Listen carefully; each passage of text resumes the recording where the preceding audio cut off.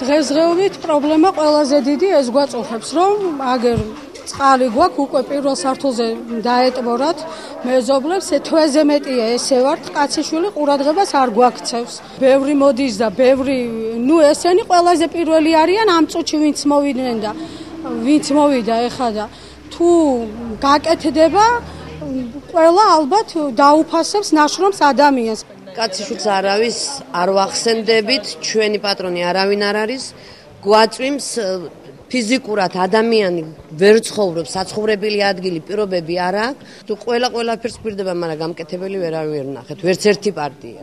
10 წელია ამ დღეშია ეს ხალხი და გაოცებული ვარ, უბრალოდ მესმის, რომ ეს ასე ვთქვათ, უკიდურესი წერტილია თბილისის და აბა ვერ მოაღწია აქამდე მერიან და ბატონი სააკაშვილი, მაგრამ წესით უნდა დადიოდეს აქეთ გზებზე დედამისის უნივერსიტეტი ახლოში.